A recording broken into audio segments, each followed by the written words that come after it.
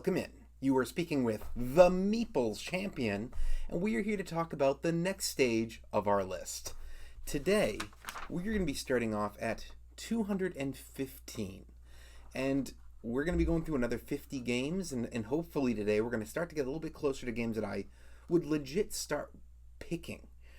As of right now, we've gone through 150 games of the 365 that we reviewed this past year, and I haven't really gotten to a game that I'm excited to ask others to play with me.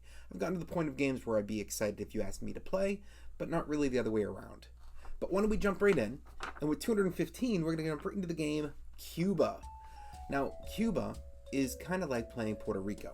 They're from the same company. They're the same design. In fact, you have a lot of the same items in Cuba that you used in Puerto Rico. The difference is instead of having a lot of your centered items like your ships and stuff like that all be in the middle, you actually have the bigger boards. Yes, you have individual boards in Puerto Rico, but Cuba does it in a little bit of a different way, where you're moving around on your own board with your piece to activate, to pick up items, to sell items. It's a really interesting game. It's not one that I used to like more than Puerto Rico, but as Puerto Rico has fallen out, it's dropped a lot faster than Cuba has for me. It's still not a game I'm jumping to play, but it's one that my sister and I really enjoy playing together. 214, the Smiley Face game. Now, this is actually a funny game. It's all based on emojis. You usually have an active one that's going to be paying out for you. And it's a game that I've never seen it since I got it. It's one that I found, I picked it up, and I've never seen it again since. I have seen other channels review it though. I was actually quite surprised that this game was one that they mentioned, and they pointed out that it's a pretty good game. It wasn't a game that made sense to be in such a big box, and it was also a game that had such a weird theme that it just kind of never got picked up, and yet the game itself was solid. I enjoy playing it, but it is a game I bought it's 4 to 8 players, so I almost never get to play this. Number 213, the Red Dragon Inn. This is one I used to play a bunch. A friend of mine was a huge fan. He had a lot of different expansions for this game. It's a fun game of trying to balance out fighting with drinking, with gambling, and being the last one still standing as people start passing out or losing all their money. So it's a fun game. It's not one I own myself yet, although I have considered to pick this up. If I knew for sure that my family or my wife's family would enjoy the game, I would definitely add to the collection, but I'm not sure yet, and I'm just trying to find the best way to see if that would make sense. But I really like the game. It's one that I definitely would like to play more often, but still not one I would be picking myself. Number 212, Sagrada. Now, when I first got Sagrada, this was a game I thought was going to be making it into my top 50, top 20, maybe even top 10 one day. I picked it up because the way I kind of looked at it was, oh, okay, it's either going to be Sagrada or Azul. I had played Azul before, I had heard great things about Sagrada, I decided to buy it without playing, and I really liked Sagrada. But I had played Azul's Stained Glass Windows before, I had not played any of the others. And as I ended up starting to play other Azuls, Azul took over, and this game just precipitously fell. It was one of those surprises to me, as I really liked the game, and yet it eventually went from being one I thought would make it into my top games to a game that just was mediocre to a game that I never pick now. I don't dislike the game, I still very much enjoy it. It's just I find there's other games that I prefer to it when I'm considering it. Every time I want to play this, Azul tends to be the one that takes over. 211, Wits and Wagers. Now, I'm not a big fan of doing games where the concept is to go and have to answer questions. I'm not a big fan of that. And the reason is that it's about knowledge. So the idea of a game is to be fun and to help challenge you and make you think critically. That's why I like a game that allows us all to see what we're doing, and we're trying to figure out the best way to counter each other. But when you're doing a trivia game, you know it or you don't. It's a studying game, essentially, and that always kind of annoys me. What I like about Wits and Wagers is that it doesn't force me to know it. It allows us all to just get a number guess. Usually it's a year or a total amount of weight or something like that, something number related. We all put it down, we put them out, we now put them in order from lowest to highest, and now you also get to vote twice. So if you got it the closest to it, you're going to get a point.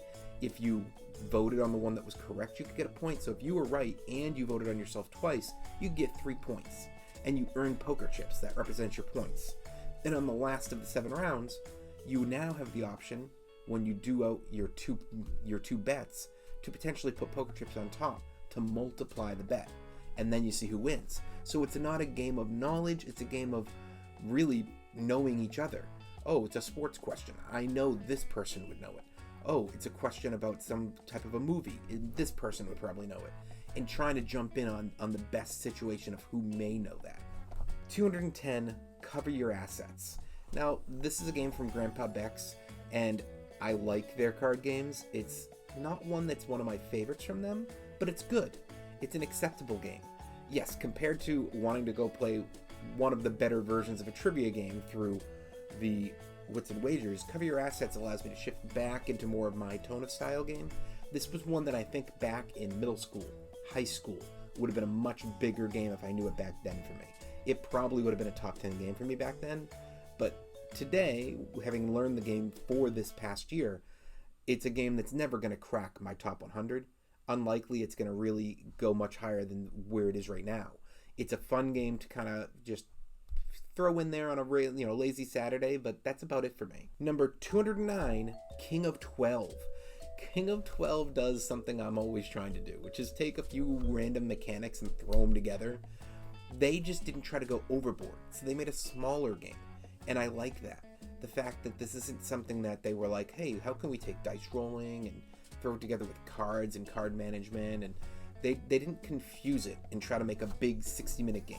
They made a little, 15-minute game, and it really is a fun game. It's one I haven't gotten to play very much, but it's on my list as a really good game for fill-ins or for those Saturday get-togethers. 208, Untamed Feral Factions. Now, this was another Kickstarter for me, and it's one I've only gotten to the table once.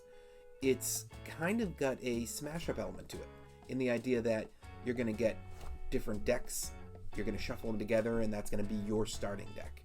And you're just facing off, this is really a game intended for just 2, maybe 3 people. And it's a fun game, but I think this game's more about its art and about if you're an animal fan. This is really fun. Hey, let's take these animals and give them a deck and use great art to really bring them to life. The game itself is okay, but the art and the theme is what brings this one out for me. So it's a fun game. It is one I want to play more, but it's another one of those. I think this is going to be one of those random at the end of a Saturday or at the beginning of a Monday night when not everybody's shown up yet type of games that I can pull it out and play it really quick because it'll just kind of fill in a gap. But I do think it could build from there. So while it's currently at 208, I could see this cracking out of the 200s and up into the maybe the lower mid 100s if I get a little bit more traction with it. 207, Takanoko. Now, I own Takanoko. However, I've only played it online. I only own it because when I went into a Goodwill sometime last year, I came across it. It was opened, but everything was there, perfect condition for like $3. So I was like, wow, I'm going to have to pick this up now. It's a game that's a little hard to play for me in person because online, with them being in charge and understanding how things move, setup, all that, this game's a bit of setup. And there's a lot of having to remember how things move. So I prefer it through online. But if you know what you're doing, the game is a blast. So it's one of those games that I wish I could play more, but I acknowledge the fact that every time that I go to pull this out is a lot of double checking the rule book if you want to play this in person, which is why I've never gotten to in person. It's always been online. Number 206, Silver. Now I own Silver on my phone as an app, or I did back in the day. And it was their test area before they released this as an actual little game. It's an interesting one where you don't even know all the cards you have. And you're slowly trying to flip these cards up by activating the abilities of the cards that are up on the middle of the board. And you're trying to pair things and see how you can go through. It's a fun game. But I feel like it doesn't play itself out completely, but it does a little bit. There's a little bit of lack of knowledge there. At the same time, it almost feels like they took the game Diamonds, which I used to love Diamonds, and they just gave it a twist, because I feel like a lot of the very, very base mechanics of this game feel like they're playing diamonds, but it's got all these abilities on them now, and it plays out a little different at the end. It's a fun game. It's one that if I did own it physically, I would probably pull this one out with my sisters. I just don't own the physical copy yet. Number 205, That's Pretty Clever. So, That's Pretty Clever is a game that I thought would be a lot better than it is. I initially got this game on my phone, and I was looking for more roll and writes. I had tried out a couple, and I really liked them, so I was like, yeah, let me find some others. Oh, this has got some really good knowledge behind it. So I picked up That's Pretty Clever, and there was just a whole bunch of sections on the board, and as you're rolling it out, you can pick out where you're throwing all these numbers, and you got to be careful how to balance act it. On your phone, it was great. I bought it in person, and I tried to play it with my wife, and it just didn't land for her, and it took a little too long playing it with the physical copy. For some reason, the phone sold it. But then, probably about 6 months after I bought it on the phone, I had played it enough times that it got to the point where I realized the game it wasn't sustainable. It didn't feel as good for me on the long run. Compared to other roll and writes that are higher on this list, this one just felt like it was kind of falling apart a bit for me. It's not a bad game. It's just one of those games that I think I need to play it with more people, because I really like a good roll and write about numbers. I think that that's fun, and I just think that this game one, I need to have good opponents to really see what's going on. I've played it primarily as a solo the entire time I've owned it, and I just don't think that that's going to last for me as a solo. I think that there is other stuff I could be doing as a solo that was better than this. Number 204, Villages of Valeria. Now, this is one of the earliest Kickstarters that I backed, and it was one that sat on my shelf for years. I only recently finally pulled it out and learned the game for the review, and it was a good one. I know that Valeria is this big concept of a world that has lots of different games that are very different from each other, and this is one that, after having learned it, I definitely put it on my list. I would like to pick it this year for my game group to play for a night. I'm not sure if it's going to hit huge for me or not, but I learned enough about the game that I said, this is one that needs to get to the table. I don't know if I'm ever going to play it a second time, and it may be one that I play the game and it rises and I end up saying this gets added into the regular at least once a year play, or it may be one that I play the game, it drops, and it gets added to my wall of, I don't think I'm playing this again, I'm going to sell it off. I'm not sure where it's going to land yet, but it's staying right here for right now because I saw lots of potential in the game, so I want to give it a chance, and I'm excited about it. Number 203, Mob Big Apple. Now, Mob Big Apple is a 2-player game. This is another Kickstarter for me, and the concept is that you and your opponent are both in different mobs, and you are trying to illegally maneuver all of the alcohol. So you're going to different locations, you're building up alcohol supplies out there, you're putting out your different henchmen, you're moving them in. At the end of an entire round, you basically cancel out in every location, and whoever has the lead in a location gets to grab all the alcohol there. However, well, actually the alcohol is not grabbed until the last round. You just cancel out. So you'll basically say, okay, I have 5, you have 3, I have 2, you have 3, I have 3, no one, and you do this, and then you go into the next round, you play again, you do 3 rounds, and on the final round, you have to again go do the exact same thing, and whichever spot has an advantage, that person snags all of the alcohol there. And then you count up the alcohol bins and you see who wins. It's a fun game. I actually enjoyed it. I've only played it a few times. It's one that I think requires you to just have more of a random Saturday or Sunday where you're just kind of hanging in and you're looking for a game that can just kind of pass the time while you're watching a sport or you're watching a movie that's kind of you're half paying attention to. This isn't a game I'm fully committing my mind to. It's not one that requires me to be overly thinking. There's some strategy here, but primarily it's just to kind of chat and take up your time while you're doing other things. Number 202, Warlord Chess. Now, I picked up Warlord Chess because I'm a chess fan, and I was hoping to find, as I mentioned far earlier, Chess 4. A big failure for me. Well, after playing Chess 4, I saw this Kickstarter for Warlord Chess. Now the idea is you could still set yourself up to do the 4 corners or the 4 sides of the board and do a 4-player chess game. Or you could choose to corner yourselves, and they give you new rules on how things maneuver on the board, how you're going to win, and you play 4-player chess that way. Now if you play it this way, there's only 20 rounds in the game, meaning everybody gets 20 turns. So at the end of 20 turns, you get points based on the amount of pieces that you have captured and based on the amount of people that you checkmated. So it's an interesting game, and you still can flip it, play the other side.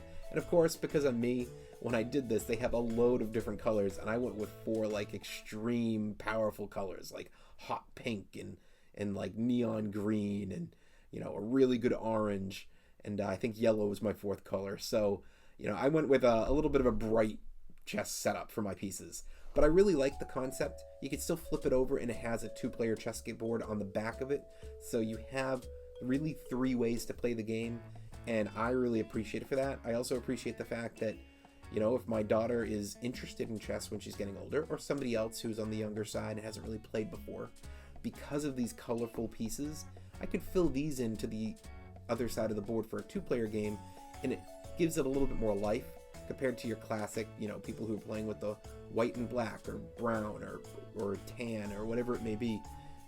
Those kind of reflect the game's age and feel drab, and this allows you to pull people in because now all of a sudden it's bright and it's colorful and it's engaging. And that's kind of something that I felt like it might work with my daughter when she's getting closer to an age where I'd be interested in seeing if she wants to try it. I think that these colors will help bring her in. So that's also part of the reason I got this game. That being said, I have Warlord Chess on my phone. I love playing the 4-player version they have, and it's one that I am hoping to get to play, but I acknowledge that a lot of people, they don't want to play chess. Never mind 4-player Warlord Chess. So it's one that's going to be hard to get to the table. Number 201, Mandala. Now, Mandala was a game that I had heard about for many years. I finally got the game to try. I really liked it. This is one on my list that I want to add to my collection. I feel like I enjoyed it, but I feel like if I can get my wife to sit and play with me on this game, this could make a skyrocket push, because it's all up to how it hits for us. I see the potential for this cracking my top 100. I haven't had the opportunity to play with the right people yet. My wife is one of the 2 sets that I look for. If me and my game group want to play a game more than once a year, it's a huge hit. But if me and my wife put it in our top 10, that's a huge hit. If it's a game that my family or her family enjoys, that's great, but they're a lower tier. My wife is a huge one that if we enjoy playing a game together, that game just starts to rise fast for me. I love playing games with my wife, and Mandala strikes me as one that I think she would really enjoy. My number 200, Monarch. Now, Monarch is another game that I have cooled on a little bit. I still like the game. This is 4-player. This is about trying to collect different cards. You keep going. I think it's a 10-card count is when you call the game. But if you ever get to the requirements, you can get like the house symbols cards, which are bonuses, and you're paying out based on money and on apples. It's a fun game. I've enjoyed it with my friends. I've enjoyed it with my wife, but it's just never hit fully for me. It's one that I added to my collection. I definitely play it every once in a while. I've probably played it with my wife 4 or 5 times. I've played it with my friends a few times. I enjoy the game, but it's never been one that I'm like stoked to go play it again. It kind of gets forgotten about for 4 or 5 months, and then I'm like, oh, let's play Monarch. So it's available. It's one that we occasionally play, but it's not one that I'm excited to play. 199, Cat in the Box, the deluxe edition. Now, Cat in the Box is a really interesting concept where you have an entire deck of cards, but they are completely suitless. So every 2 looks like the other 2s. And when you play it, you have to mark on your board what you're playing it as for your suit. So you put out a 2, you mark it as the 2 of clubs. Now if somebody else puts out a card, they put out a 9, they mark it as the 9 of clubs. Now, it's interesting because what happens is you can play it as any suit, but the instant you pick the suit, it also locks you into what that means. So for instance, if I led with a club, you have to follow. But if you put out another card and you played it as, say, a heart, you have to mark that you have no clubs. So that means that that gets wiped out for you. So now you can never play a club on a future club turn. As a result, that means that if you ever get to a point where you've caused an anomaly, you need to play a card, but you can't because, well, they played a, you know, they've played cards, you're down to your last card, you have a 5, you go to play it and you're like, oh shoot, I can't play this because I already played a 5 of hearts, I already played a 5 of spades, I've already played a 5 of diamonds, and I claimed I didn't have any more clubs. There's no way to play this. And when that happens, it hits you with a negative. So it's a really interesting balancing game. I tried this with my wife, she wasn't a huge fan. I think this is one that, although I normally play trick takings for my family, I think because of her reaction, I have to test try this with my game group. This may be one that, because of how they've added this extra element in, it might just shift a little bit difficulty-wise towards them and away from her. She's great with difficult games, but this one just, definitely she wasn't a fan. Number 198, Harbor. Now this was another one of my very, very early on Kickstarters. And it's a great one for resource management because you're making your way through, trying to collect different types of resources to then go and complete card objectives. I played it with my sister, we loved it. I played it with my wife, she was kind of about it. It's a fun game, it works very well. It's on the list this high because I know that I enjoy playing the game, but it's a rare pick. The great thing is that it fit into my small card boxes that I use, which are stacked all inside of the photo boxes I keep for when I go for lots of games. So whenever I go for like a family get-together, this is one of the games that's in one of those boxes. And I prefer to bring this with me because it's one of the games that if I have the right people there, I want to play it. But I never bring it to game night. I never pull it upstairs from my wife. It's a game intended for, let me bring it in a bunch of games, and if anybody shows any interest, I'm excited. But if they don't, I'm not going to touch it because it's a game that doesn't hit for a lot. Number 197, Decrypto. Now, I test tried Decrypto with my sister when we were at PAX East, probably about 4 years ago, and we had a good time. It's a 2 versus 2 player. You have a word. You have to be giving clues so that your partner can try to get the word, but you don't want your opponent to get it. But your opponent gets first guesses. And so you're going back and forth, you're putting down clues, and if they can get the word, they're going to win the game. However, you have multiple words, so you're not getting one word. You actually have to get 4 words. And once you've gotten them all, then you're going to go shifting back, and you're going to end up being like, okay, they got this, they get the plus. Or you messed up, you get the minus. And you're trying your best to be the first one to get to 2 points. So it's very quick, but it's a very interesting balancing act of I need to communicate with you, but I need to make sure that I'm doing so in a way that you're going to get the word, but my opponents aren't going to figure it out. Now what's interesting is you and your partner both know the words. Your opponents don't know your words. So when you're giving these clues, your partner, by giving them a type of clue, it's going to get them there. Your opponent really won't know anything off the first clues.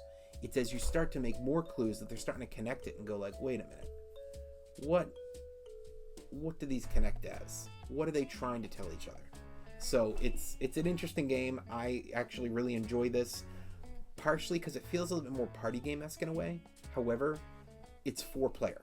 So it prevents you from running into that situation that I can't stand of being stuck in a party with 10 people playing a game. It's not my norm.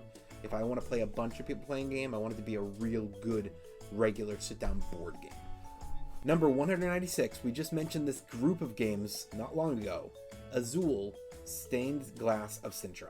Now, this is my least favorite of the Azuls, but it was the game I actually learned first. I don't know why exactly I don't like this as much as the others. You know, you've got your Azul concept of pulling from the bag, dropping onto your areas. Okay, I'm going to take this group. These go to the middle. This comes to me. You've got different stained glasses in the center that are you can complete a row and then you flip it. But as you move forward to go to the next row, you can't go back. You have to keep going forward until you've maxed to the end, and then you can jump back to the beginning. So you have to be careful of when you add to where because it controls you. It's a fun game. I love the Azul concept. This one is low on the list because I don't love the format of the board. I love everything about the game, but the format of the board and the way that you're jumping just is not one of my favorites. I prefer the other Azules to this, but it's one that I do pick once in a while.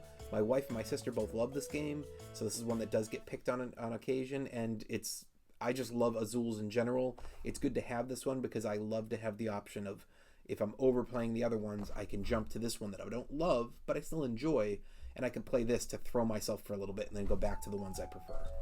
195, The Isle of Cats.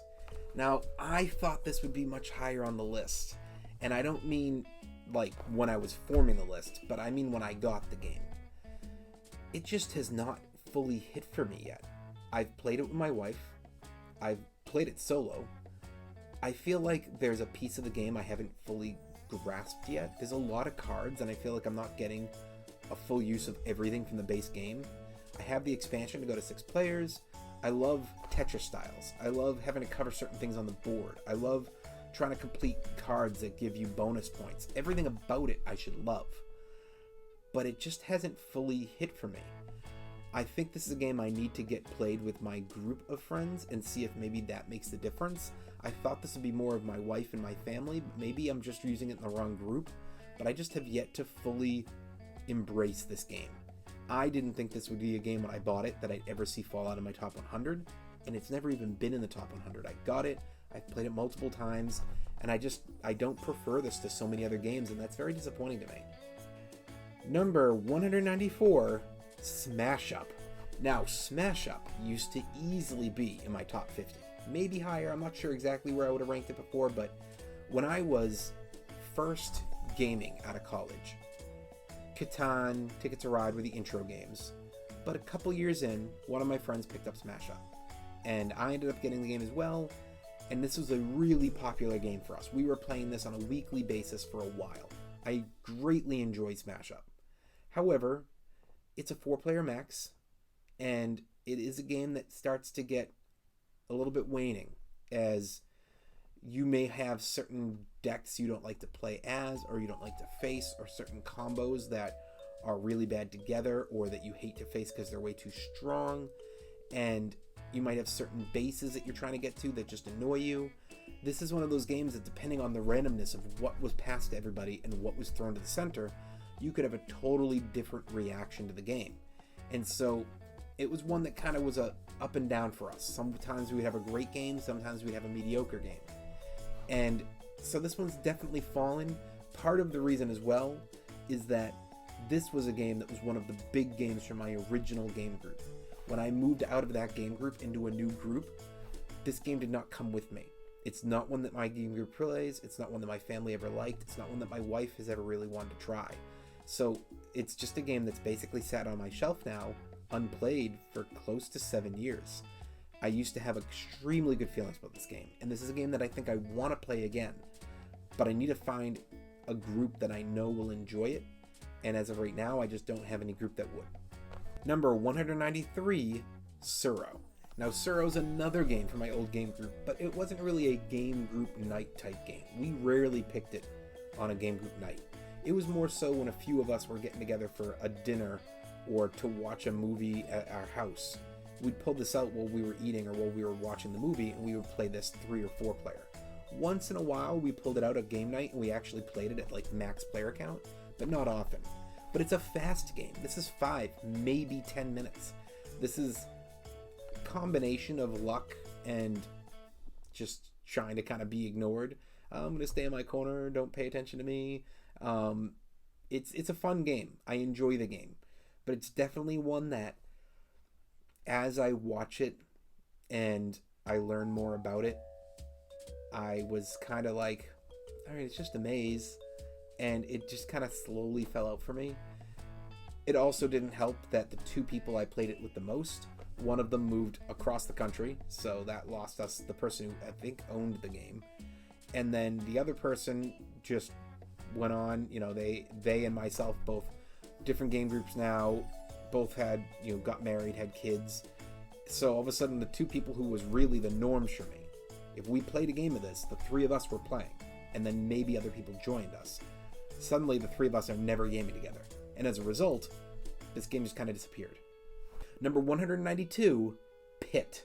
Now, Pit is an old school game that we found, and this one hit huge for my family because we're an Italian family. You know, when we get passionate, we get loud, and Pit is a game all about yelling back and forth. You know, I got three of this, I got three of this, I got two of this, I got two of this, and you're trying to find people who want to trade with you, and you can lie, but as people start to see that you're lying, they stop wanting to trade with you, and you're trying to trade back and forth until eventually somebody gets an entire hand of one of the different types of suits. Now these are usually all types of, I think, food. It's like wheat and stuff like that. And then there's also a bull thrown in there, and there's another animal that I'm forgetting what it was. So if you get to the point where you fill your hand up with all the cards, you ring a bell. And when you ring the bell, everybody has to stop and reveal. Now, more than one person could have filled their hand up. You might have just so happened to get the perfect trade, and you and this other person got exactly your hands full. You go through, you find anybody who filled their hand up, and you give them the point value of the group of cards they've gotten. So some of them are only 5 points. Others might be worth, 30 or 40 points. Now, one of the cards out there is a substitute card, and if that's in your hand, it's going to multiply whatever that was. So it might say like, oh, well, you were getting 5, you have this though, so you're getting 10 now. Compared to, oh, you were getting 50, you have this, so you're getting 100 now. And another card is bad to have, and if you have that in your hand, you lose points. I want to say it's 15 points you lose. So you're going around, you play it out, you have a point value you're going for, and you play this as many times as required until somebody hits that number, and then that's the winner. It's a really fun game if you have the right group, but you have to have a group of people who are going to be yelling, who are going to be interactive, my family, this is one of those games that works great for them because they love games like that. So this game really hits strong. Whereas like my game group, this isn't one for us. My wife's family hasn't tried it yet. I think her family would love this game, but it's definitely just one of those games that when we're in the mood to play it, it's a huge blast every time. Number 191, Dungeon Roll. Now, Dungeon Roll is a game that I've played with my wife, played with my sister, played with my friends. Personally, to me, this is a solo game. I prefer to play this by myself. I like to go play the game through and try to see how many points I can get and see how well I do against the game. It's a fun game, but to me, it's not a game I'm ever going to pick for other people. It's a game that I'm going to have a day at the house and I'm just kind of sitting back. I put on something like something to put on the TV to entertain myself, and I play this at my table while I'm watching. Number 190. This is a little disappointing because it used to easily be in my top 30. Terraforming Mars. Terraforming Mars is a blast to play with the exact right group of people. I don't want to play this game at 2. I played it 2 with my wife. It was not fun. We technically had fun, but it took us like 4 hours, and it was just exhausting. And I realized 2 players not great for this game. I played it at 3. I played it at 4. I want to say I played this at 5. If it goes to 5, we played it at 5. I don't remember. It's been a while since we played it a lot. We were at one point playing this game in my game group, back-to-back weeks. Then we wouldn't play for a month, 6 weeks. Then we'd play back-to-back weeks. We probably played 4 or 6 times. And it was really, really fun. But once you haven't played in a while, it's hard to want to go do that setup, do that playthrough. It takes a while. It's a game that there's a lot out there, and yet 90% of the game is this giant stack of cards. And realistically, you want to add the expansions in, but the expansions also make this game take longer, and there's more to know. It's a good game. I have no argument there. And it's a game that if my friends choose it, I will always be excited. But it's on my shelf, and I'm never picking this for my wife again. I'm never picking this for my family or for her family. This is a game that's really just on my shelf in case my friends come here and want to play here. It's a little disappointing I own it because multiple of them own it. I really don't need the game. But it's a game that I acknowledge is a fantastic game. After that initial run of 2 years where we played it a bunch, it's dipped. Number 189, and this blows my mind because I wouldn't think it would make it this high. The Chameleon. This is another one of those getting together for a party game night. You are using dice.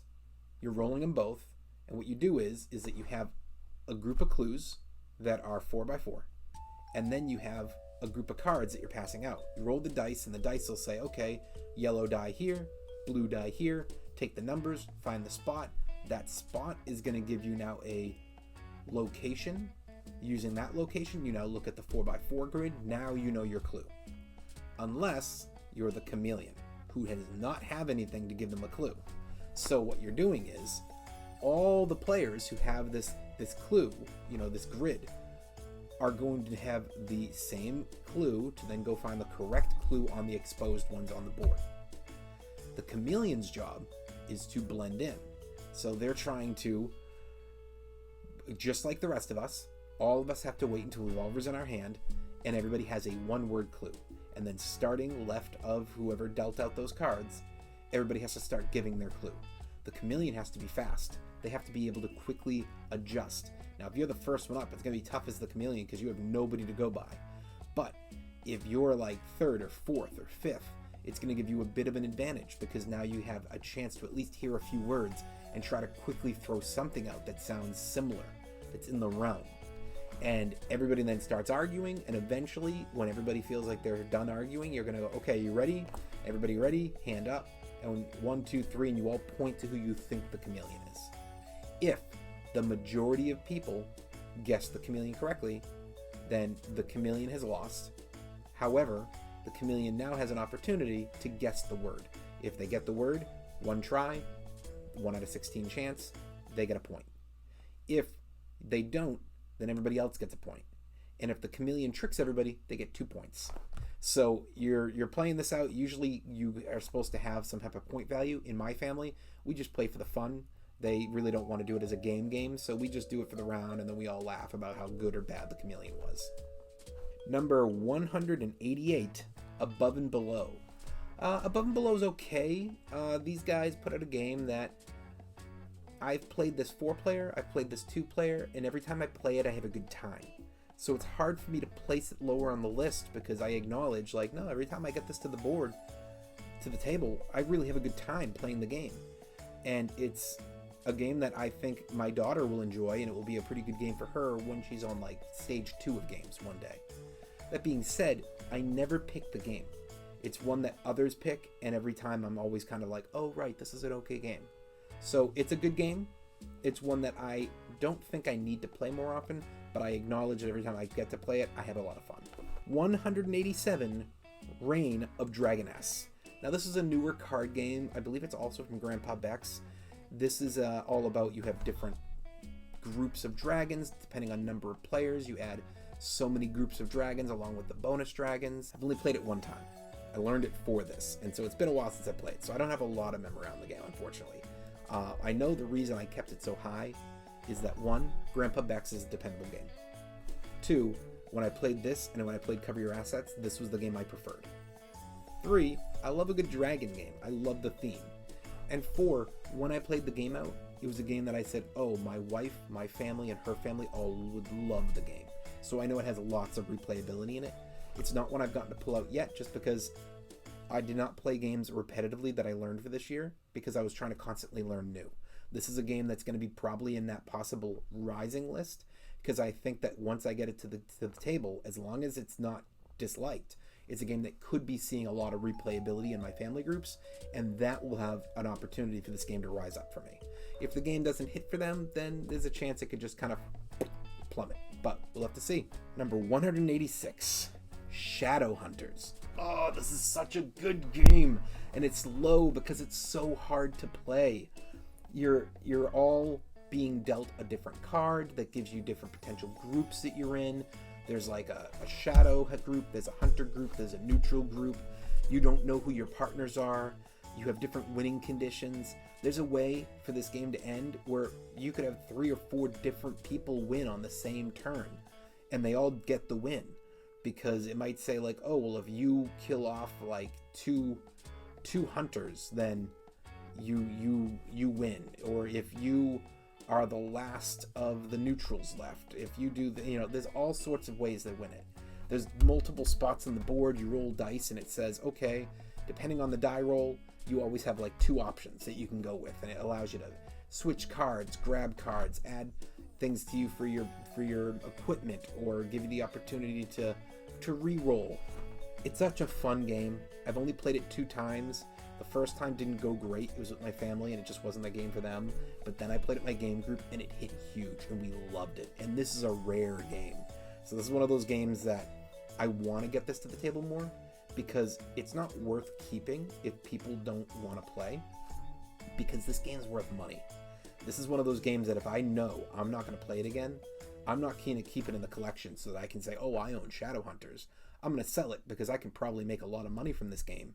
And I'm not going to keep a game that's worth a lot of money if I'm not ever going to play again. It's one that needs to get back to the table soon, or it needs to get out of the collection. And I have to figure out which way we're going. Number 185, Demon Worker. Now, for anybody who goes to PAX East each year, we always have a big booth from Japanime.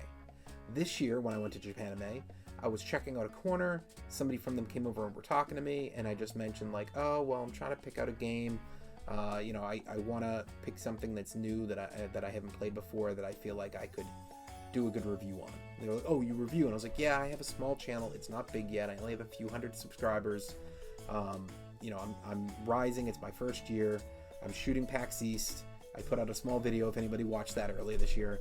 And this is a game that I've always heard good things about. And they said to me, here's our card. Send us an email. Take the game. It's on us. Review it. And let's see, maybe we could work with you in the future. Now, unfortunately, they've never replied to the email I sent them. However, it was very nice of them to give me this game. It was like $35 and I got it for free. And it's one that I had a really good time learning. It's on my list to play it again. Now that we're done with the reviews, this will be coming up again to play with my friends. But on the first playthrough, I had a blast, and I had heard such good things, and I had such a good experience of getting the game that kind of gave it an extra rise. So maybe the game won't hold up. Maybe it's just a little bit of the goodwill feel that's brought this up a bit right now. But I'm really excited to get this back to the table. Number 184, The Resistance, Avalon. So Avalon, meaning King Arthur stuff.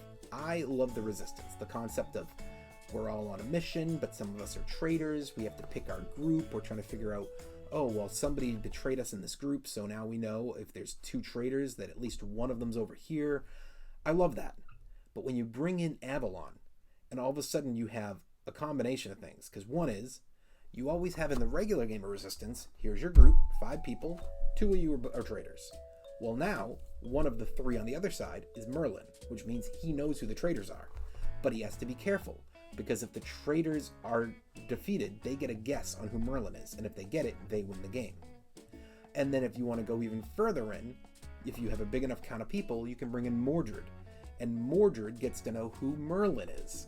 So now you do a setup of, okay, well, good guys won, but the bad guys guessed who Merlin was, but Merlin guessed who Mordred was, and you bounce back. It's like, well, winners. No, you're the winners. Wait, no, you're the winners. I love the concept. I thought they did with just 2 little cards, such a change to the dynamic of the game, and I loved that. It's a game that was much bigger in my old group, in my current group, in my family groups. This has not hit huge. My family has played before and had a good time, but it's been a while since we played. So this is one that I want to try to find a right group to play it with again, but for now, it still holds strong where it is. Number 183, and this really encompasses all of them, I have it down as Codenames Marvel. Now obviously Duet was much earlier, that's 2-player style, but Codenames Marvel is a fantastic game. You know, the idea of, okay, we're doing code names. We're putting out all of our different Marvel clues, pictures of Marvel characters. It's me and a partner against you and a partner. Me and one of my opponents are on this side giving clues. Our partners are on the other side trying to figure them out to figure out what spots to go for. If you get the wrong spot, it's an insta-death. If you get a spot that's neutral, it doesn't matter. If you get a spot that's your opponent, you've helped them. If you're the first ones to finish, you win. I really like this game. My wife and I are a horrible team, but it's always fun and we laugh. I've played it with my family, with her family. I've even played it with my game group once in a while, and it's a really good game. Number 182, Twice as Clever. Now, I already went over the original. This runs into the same issue of the replayability of playing it on the phone, The reason this one's higher is I just like the different mechanics on the board a little bit better here, and I found that this game had more replayability down the line. As I bought them at the same time, this one was just kind of edging the other one out. I played 2-1. It was always, I played this game twice before I played the other one once. So this was just, for me, the preferable board. I don't think there's necessarily an advantage to the other one in general. I think that people could go either way. This is just the way I went. So this one got a little bit of a higher up, but it's still the same issue of I don't really want to play this in person, and it's more of a solo game for me. Number 181, Explorers of the North Sea. I need to get this to the table more. This is a game that I'm not a fan. Or Shipwrights. I don't like Shipwrights. Shipwrights I found to be very meh. But Explorers, I feel like it's better than that. I just don't know if it's enough to challenge Raiders for me.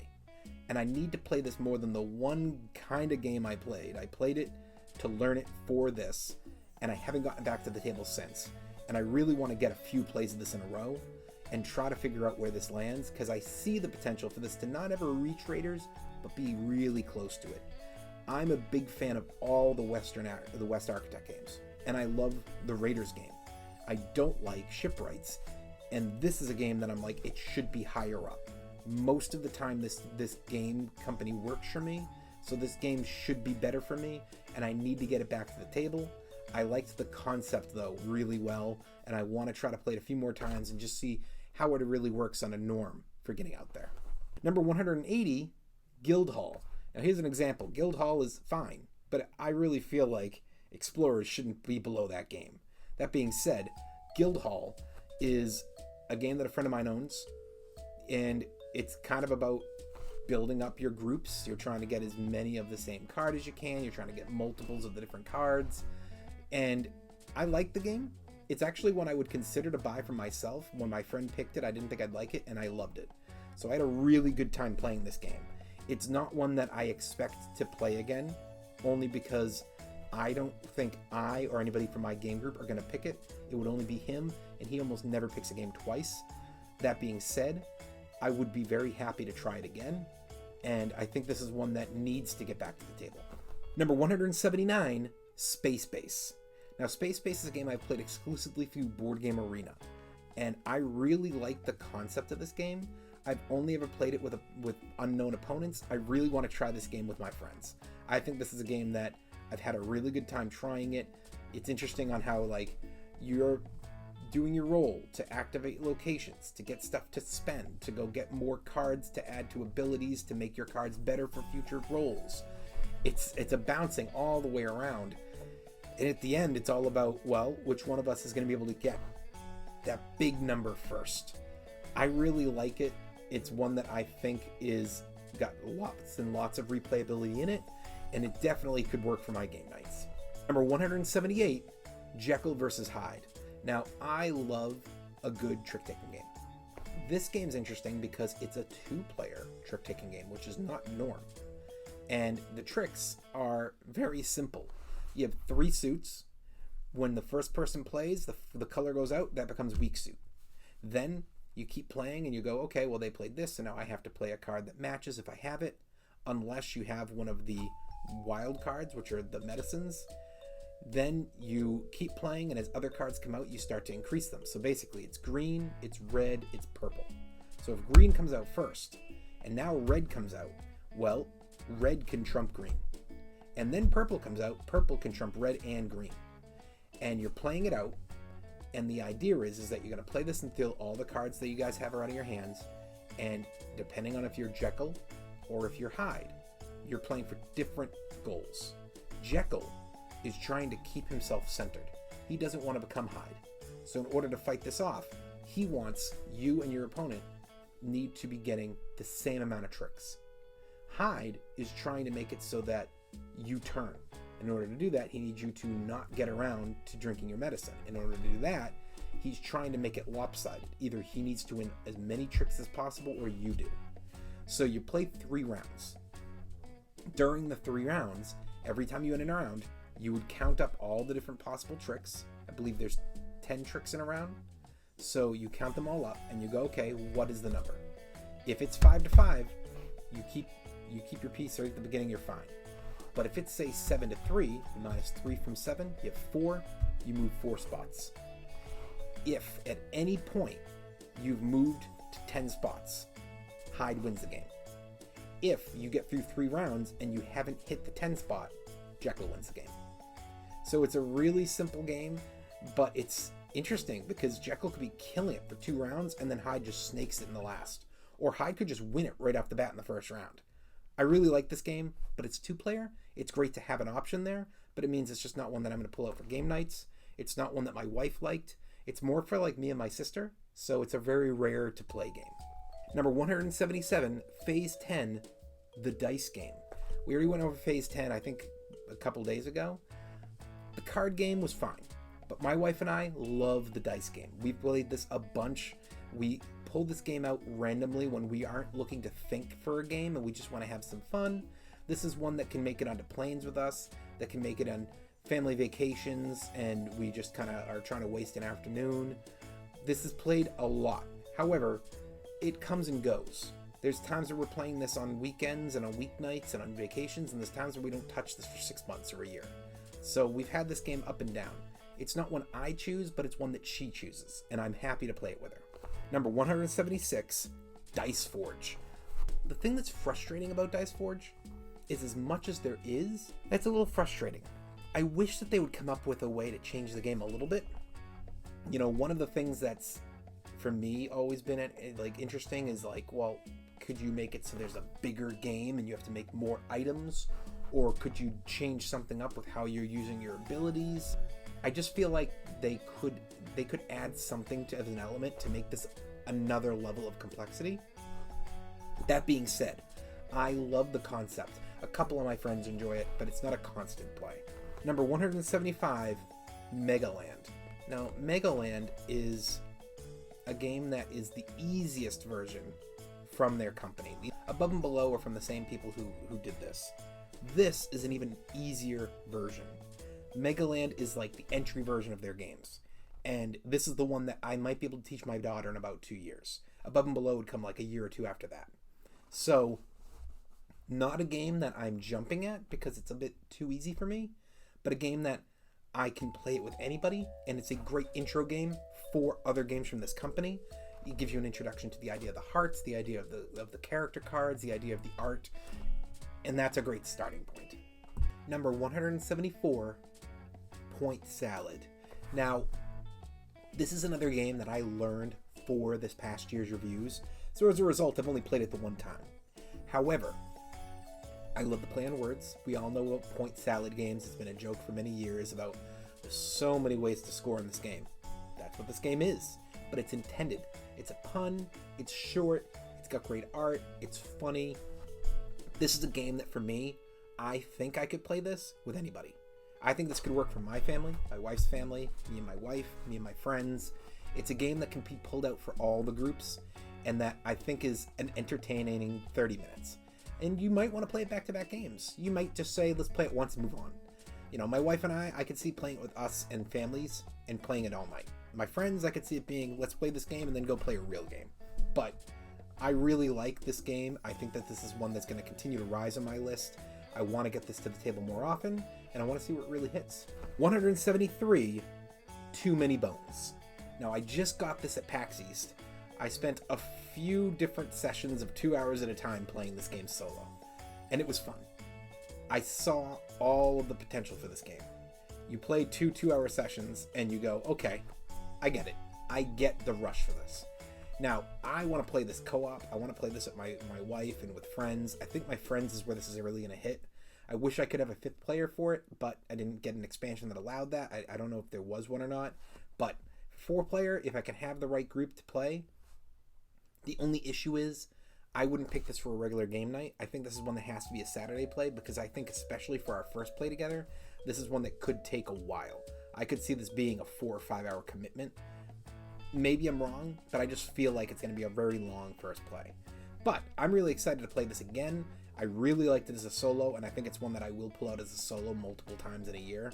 And I don't have a lot of games that I specifically target as big solo play games. I play small games solo, but not a lot of my big games. So for this to be a possible solo play is really exciting for me. Number 172, Saboteur. Now, this is a game that's funny to us because in my game group, we played it physically in person and we had a fun time. Then, when COVID hit, we played this through Board Game Arena. And somehow, I was the Saboteur for like 7 straight games. The odds factor was insane. It got to the point where it wasn't even a question. They just like, Justin's the Saboteur again. And that's both hilarious and frustrating because I almost never got to win because it's hard to win as a Saboteur. But I really like the idea of you're building through the tunnels, you're trying to get to the gold, you're trying your best as a Saboteur to not let others know that you're trying to misdirect them.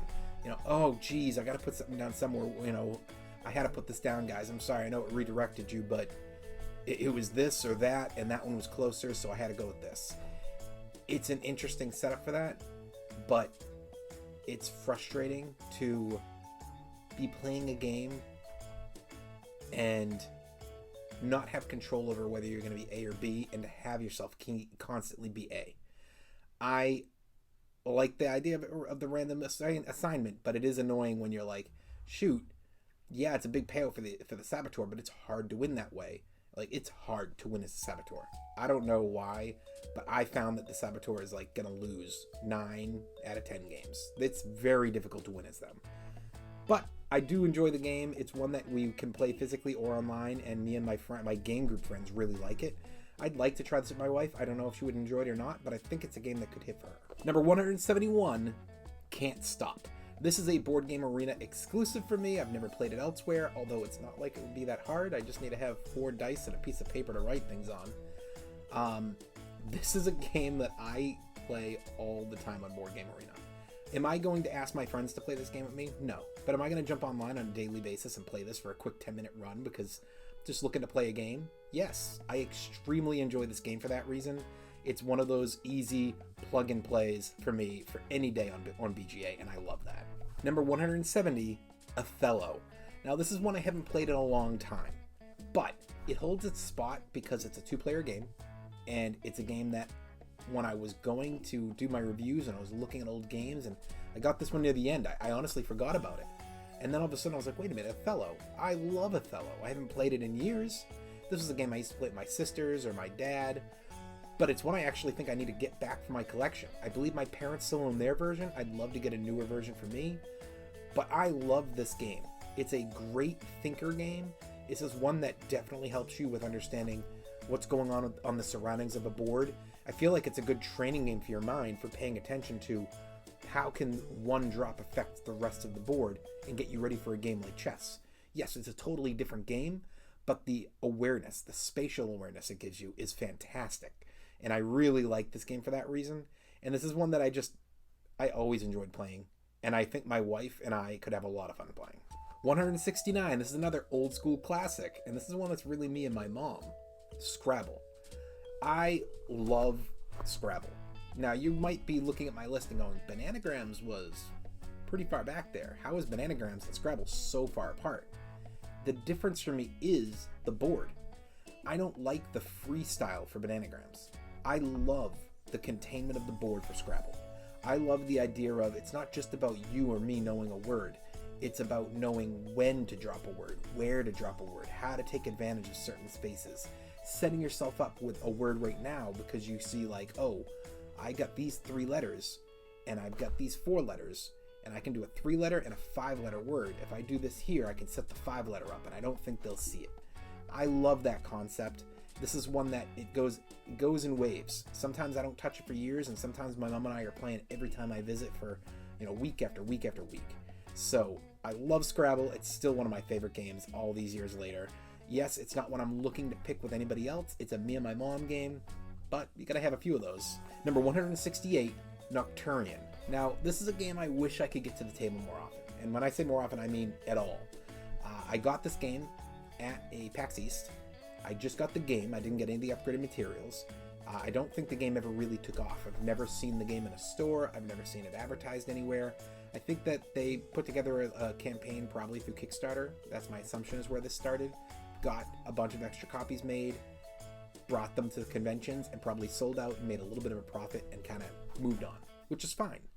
The game is it doesn't play itself out, but it does feel like it's like certain pieces of the game feel like they're like a level down, where you're like, this you could have done this a little bit better. I see a game here that I enjoy. I just see a game here that has a lot of aspects that some of those aspects I'm like, you could do this better. But I enjoyed playing with my wife. I enjoyed playing with my sister. And it's a game I want to play. I've never gotten to play it at 4-player. I played it at 2 and at 3, but never at 4. And I feel like at 4, this game will become a totally different game. And I want to see that. So it's one that's on my list of not to bring to my Monday night games, but for the Saturday, when I have people come here, I have this on my list of I'd like to pull it out if there's 4 of us and try the game. Number 167, Dinosaur Island. I have played Dinosaur Island on many occasions. This is starting to enter the realm of occasionally I'll pick the game. This is a game that I will pick it maybe once a year for my Monday night plays. I love the concept. I love the theme. I really dove deep into the dinosaur theme for a little bit there. I got Dinosaur Island Roar and Write. I got Dinosaur World. I am looking to pick up some other dinosaur themed games that I'm interested in. I love the setup of this. I love the DNA, the park. It's just Jurassic Park. Who doesn't want to play Jurassic Park? So Dinosaur Island is, without question for me, one of the best dinosaur-themed games I've ever played, and has a really, really cool concept of the stages. From picking your different items that you're going to get bonus for the turn, to buying your cards, to going and adding to your park. I love it. 166, and the last game for today for the list, Air, Land, and Sea. Now this is a fast-paced 2-player game. You know, you only get so many cards, you're playing back and forth, you're trying to take control and see who can actually earn the victories, and you're trying to get points for victory or for getting the other person to forfeit, and then you're going for so many points to win. You're playing this game per round in like a minute. You're going to play this game in under 5. It's extremely quick. My sister and I love the game. I taught it to my dad, which is a rarity. My dad's not one that plays many games with me, but he really enjoyed the game. I knew he'd love the theme. It's a game that I will pick this on occasion. And this is one of the, I'm not picking it for a Monday night, but I will pick this for a Saturday or for family nights. I pull the game out. It's one of the ones that's always in my case of games I bring with me. Gotta love it. Well, this was 215 through 166, another 50 games that we've gone through. And now we've started to get into that point of the last couple of games I will pick during the year. So we're getting closer to the ones I have a passion for.